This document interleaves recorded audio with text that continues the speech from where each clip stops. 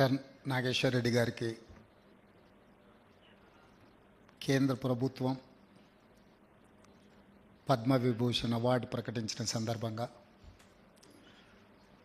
Doctor Vishnu గారు ఒక ఆత్మీయ సమ్మేళనం ఏర్పాటు చేసి మన తెలుగు జాతి గౌరవాన్ని నిలబెట్టిన నాగేశ్వర్ రెడ్డి గారిని సన్మానించడం అనేది ఒక మంచి సాంప్రదాయం.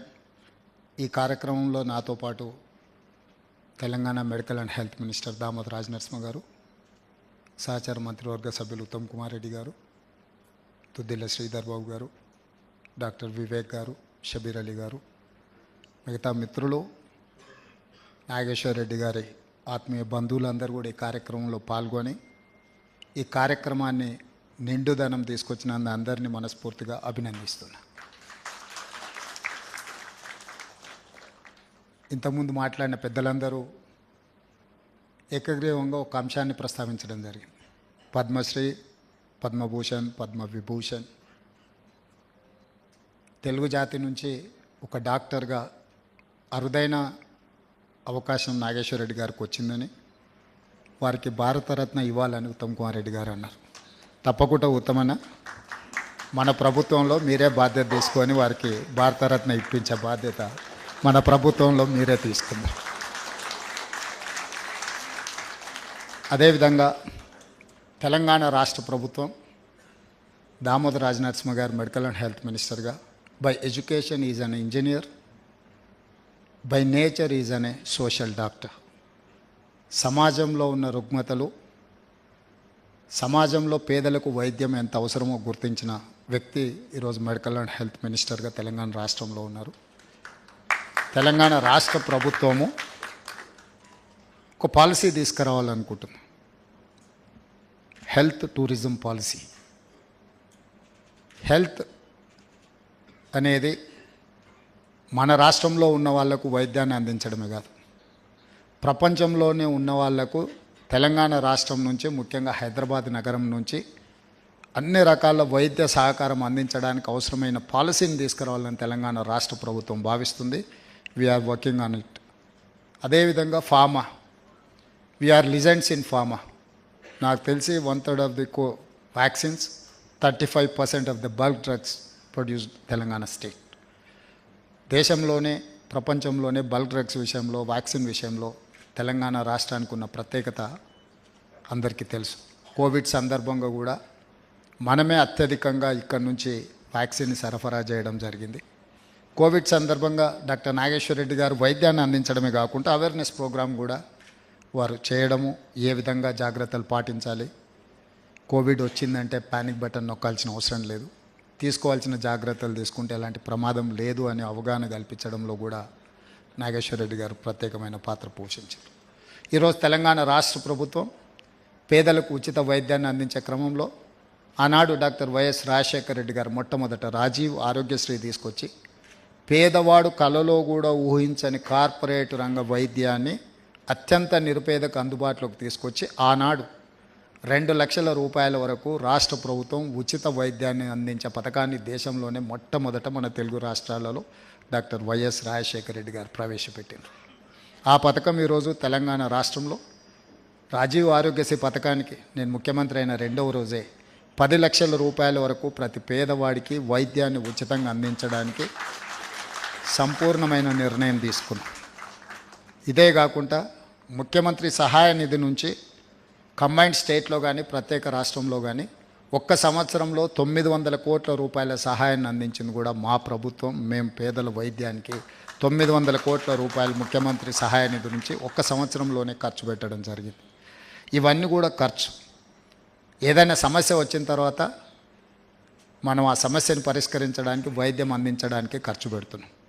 కానీ ఈరోజు ఆ సమస్య రాకుండా తీసుకోవాల్సిన జాగ్రత్తలు, దానికి సంబంధించిన రీసెర్చ్ కానీ, దానికి సంబంధించిన నివారణ చర్యలు తీసుకోవాల్సిన సందర్భం వచ్చింది.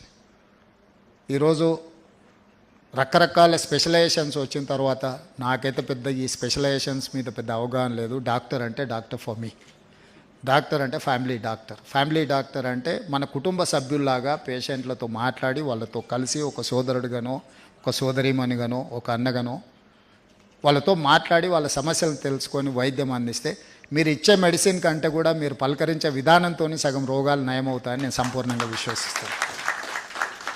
It is an relation between patient and doctor. It is an family relation. That is why they called family doctor.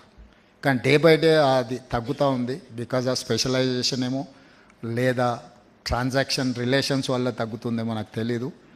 కానీ భవిష్యత్తులో ఫ్యామిలీ డాక్టర్స్ విధానం కొనసాగాలి. ఎందుకంటే ఒక పేషెంట్ ఆ ఫ్యామిలీ యొక్క స్ట్రక్చర్, వాళ్ళ డిఎన్ఏ లేకపోతే వాళ్ళ ఫార్మేషన్ అర్థమవుతే ట్రీట్ చేయడం ఈజీ అవుతుంది. ప్లస్ ఈరోజు తెలంగాణ రాష్ట్రంలో కానీ దేశంలో మనం ప్రతిసారి డాక్టర్ దగ్గరికి వెళ్ళినప్పుడల్లా అన్ని రకాల పరీక్షలు చేస్తున్నారు. ఆ రికార్డ్ మనం ఎక్కడ దాచిపెట్టడం లేదు. పోయినప్పుడల్లా కొత్త పరీక్షలు చేయడం, ఆ సందర్భానికి ఉపయోగించడం జరుగుతుంది. అందుకే తెలంగాణ రాష్ట్ర ప్రభుత్వం డిజిటల్ హెల్త్ కార్డ్ క్రియేట్ చేయాలా. Digital health card for each individual. Data privacy యాక్ట్తో పాటు ఒక వ్యక్తి హాస్పిటల్కి వెళ్తే అతనికి అందించిన ప్రతి సందర్భంలో డిజిటలైజ్ చేస్తే భవిష్యత్తులో అతను హాస్పిటల్కి ఏ డాక్టర్ దగ్గరికి వెళ్ళినా కూడా అంతకంటే ముందు ఏం ట్రీట్మెంట్ జరిగింది, ఏం మెడిసిన్ వాడినరు, అంతకంటే ముందు డాక్టర్లు ఏ రకమైన వైద్యాన్ని అందించారు అని తెలిస్తే ఆ పేషెంట్ను ట్రీట్ చేయడం ఈజీ అవుతుంది. అందుకే తెలంగాణ రాష్ట్ర ప్రభుత్వం దామోదర రాజనరసింహ గారు డిజిటల్ హెల్త్ కార్డ్ని తెలంగాణ రాష్ట్రంలో తీసుకురావడానికి ప్రయత్నం చేస్తున్నాం. కంప్లీట్గా ఈ రాష్ట్రంలో ఉండే ప్రతి పౌరుడి యొక్క హెల్త్ కండిషన్ని డిజిటలైజ్ చేసి డిజిటల్ హెల్త్ కార్డ్ ఇవ్వడానికి ప్రభుత్వం అన్ని రకాల చర్యలు చేపడుతుంది. ఇది భవిష్యత్తులో డాక్టర్లకి ఇది ఒక అసెట్. డేటానే అసెట్. మనం అందరం ఇప్పుడు బంగ్లాలు లేకపోతే ప్లాట్లు, ల్యాండ్స్ ఇవన్నిటిని అసెట్ అనుకుంటున్నాను. Going forward I don't think so. All these physical structures are not assets, only data is asset. ఆ అసెట్ని క్రియేట్ చేసే పని మీద తెలంగాణ రాష్ట్ర ప్రభుత్వం ప్రయత్నం చేస్తుంది. అందులో మేము సంపూర్ణంగా డాక్టర్ నాగేశ్వర రెడ్డి గారి సహకారాన్ని రాష్ట్ర ప్రభుత్వం ఆశిస్తుంది. ఎందుకంటే మనం రోల్ మోడల్గా ఉండదలుచుకున్నాం. ఒకప్పుడు ఏ సమస్య వచ్చినా వైద్యానికి విదేశాలకు వెళ్తున్నారని మనం చదివేవాళ్ళం. కానీ ఈరోజు మిడిల్ ఈస్ట్ కంట్రీస్ నుంచి, ఇతర దేశాల నుంచి హైదరాబాద్ రాష్ట్రానికి, తెలంగాణకి, హైదరాబాద్కి ముఖ్యంగా వైద్య సహాయం కోసం వస్తున్నారు. ఈరోజు అందుకే మేము అన్ని రకాలుగా వాళ్ళకు వచ్చే వాళ్ళకి ఏ రకమైన డైరెక్ట్ ఫ్లైట్ కనెక్టివిటీ, రీసెంట్గా నేను ఏవియేషన్ మినిస్టర్ని కలిసినప్పుడు కూడా మిడిల్ ఈస్ట్ నుంచి డైరెక్ట్ ఫ్లైట్స్ హైదరాబాద్ కోసం అడుగుతున్నాం. లేకపోతే వాళ్ళు కనెక్టింగ్ ఫ్లైట్స్ పట్టుకొని ఆ పేషెంట్స్ ఇక్కడికి రావడానికి, ఇక్కడికి వచ్చిన తర్వాత కూడా సెక్యూరిటీ క్లియరెన్సెస్ కూడా చాలా సమయం తీసుకుంటుంది. వాటికి సపరేట్ కౌంటర్ పెట్టి ఇతర దేశాల నుంచి ఎవరైనా హెల్త్ పరమైన అంశాల మీద వస్తే వాళ్ళని ప్రత్యేకంగా ట్రీట్ చేయడానికి అవసరమైన నెగోషియేషన్స్ని కూడా గవర్నమెంట్ ఆఫ్ ఇండియాతో చేయాలని తెలంగాణ రాష్ట్ర ప్రభుత్వం నిర్ణయించుకున్నది. అదేవిధంగా ఒక క్యాంపస్ క్రియేట్ చేద్దాం అనుకుంటున్నాం. అక్కడొకటి కాకుండా ఒక 1000 acres ల్యాండ్లో నియర్ బై ఎయిర్పోర్ట్ ఒక కంప్లీట్ హెల్త్ క్యాంపస్ క్రియేట్ చేయడం ద్వారా అక్కడ అన్ని స్పెషలైజేషన్స్, అన్ని రకాల వైద్యం అందించే విధంగా అందరినీ అక్కడ వాళ్ళ సంస్థలను ఏర్పాటు చేసుకోవడానికి అవసరమైన ప్రణాళికలను కూడా తెలంగాణ రాష్ట్ర ప్రభుత్వం సిద్ధం చేస్తుంది. అంటే నా point it is very simple. Hyderabad, Telangana ఎవరికి ఏమి కావాలన్నా వైద్య సహాయాన్ని అందించగలిగిన స్థాయికి తెలంగాణ రాష్ట్రం రావాలి. రాష్ట్రం ఆ స్థాయికి చేరాలి అని అనుకుంటే నాగేశ్వర రెడ్డి గారు లాంటి వాళ్ళ సహకారం తెలంగాణ రాష్ట్ర ప్రభుత్వానికి అవసరం ఉన్నది. నేను మిత్రుడు దామోదర రాజనరసింహ గారికి సూచన చేస్తున్నా, మనం హెల్త్ పాలసీని ఏదైతే చేయాలనుకుంటున్నాం అందులో నాగేశ్వర రెడ్డి గారి సేవల్ని, వారి సలహాలని, వారి అనుభవాన్ని దాదాపుగా 41 సంవత్సరాల నుంచి నిరంతరం వారి ఈ సేవలో, ఈ వృత్తిలో ఉన్నారు. ఈ వైద్య వృత్తిని వారు ఉద్యోగం అనుకోలేదు, వారు బాధ్యత అనుకున్నారు. కాబట్టి వారికి ఇంత గొప్ప గౌరవం, ఇంతమంది అభిమానులు ఏర్పడ్డారు. ఇతర దేశాలలో పెద్ద పెద్ద సంస్థలు ఆయనకు కోట్లాది రూపాయలు ఇవ్వాలని ఆఫర్ చేసిన ఆయన ఇక్కడి ప్రజలకు సేవలు అందించాలి, తనలో ఉన్న నైపుణ్యాన్ని ఇక్కడ ప్రజలకు ఉపయోగించడం ద్వారా ఒక గౌరవం, ఒక ఆత్మ సంతృప్తి పొందాలి అని వారు ఏదైతే ప్రయత్నం చేస్తున్నారో మనస్ఫూర్తిగా వారిని అభినందిస్తున్నా. ఏఐజీ కానీ, నాగేశ్వర రెడ్డి గారు కానీ తెలంగాణ రాష్ట్ర ప్రభుత్వం నుంచి ఏదైనా, నాకు తెలిసి ఏ సహాయం అవసరం పడుతుందని నేను అనుకోవడం లేదు, ఏదైనా సహాయం అవసరం పడితే మాత్రం సంపూర్ణంగా తెలంగాణ రాష్ట్ర ప్రభుత్వం మీకు అండగా నిలబడుతుంది.